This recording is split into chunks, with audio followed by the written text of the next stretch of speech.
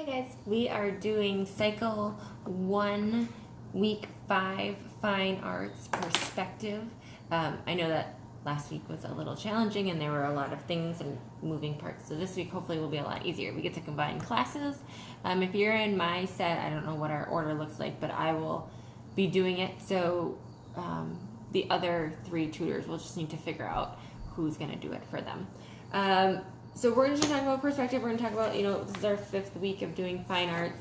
The first thing that I'm going to have the tutor do is draw a square on the board, ask the kid what shape it is. It's a square. And then we're going to make it into a 3D square. And the kids are going to say, what shape is this? It's a cube or it's a box or anything like that. The difference between the 2 pictures is that one is flat and one has depth.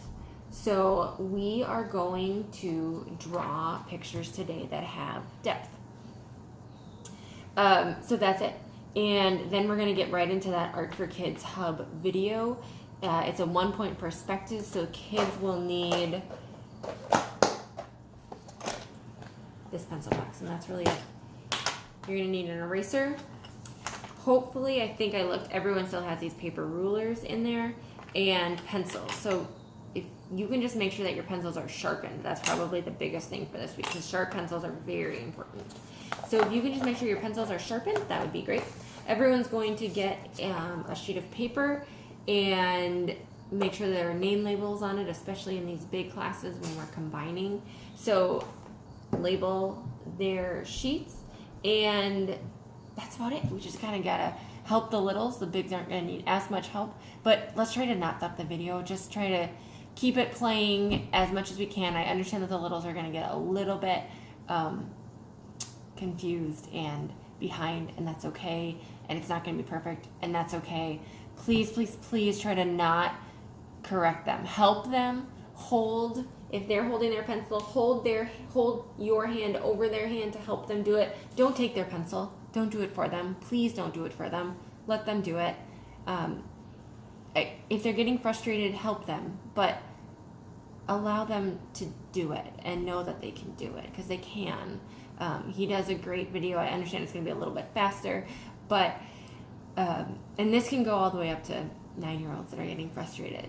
Just encourage them and say that, again, it's art. We're not perfecting it. We're not mastering it. We're learning about it. Big difference there. If the bigger kids, I know last time we had no time, but if they did get done, we have these really nice colored pencils that we got that are brand new, that are twistable, and let them color it in. The biggest thing about, oh, this is not going to open. The biggest thing about these colored pencils, guys, is please teach kids to respect them and not twist them too much. If they're twisted any, where's the camera? If they're twisted any more than this, it's not going to focus, sorry. If they're twisted any more than this, they break off. So these things can go, look at, now you can see it. I'm trying to see what it looks like. Oh, there's my hair. These things can get really tall, and then they break, and then no one else can use them. So please try and teach them to respect these pencils, and really all you need is about that little tiny, tiny bit up. So let's just teach them that, and so they can respect them, so we can keep using them for multiple years. I think that's it. There's a little bit on the bottom, and I apologize, the font or something happened, but there is the grammar of perspective, and if we don't get to that in class, maybe we can send that out to parents, because it is really good talking about spacing and overlapping and shading, and I think kids will get more out of it if they know what they're doing and they can use some real art language about it. And he talks about some of these things in the video. He talks about the horizon line and the vanishing point, and shadows. And so you can say, hey, we heard these words. What do they mean? And you can talk about that as well. So this is week 5 perspective. And that's it. Good luck.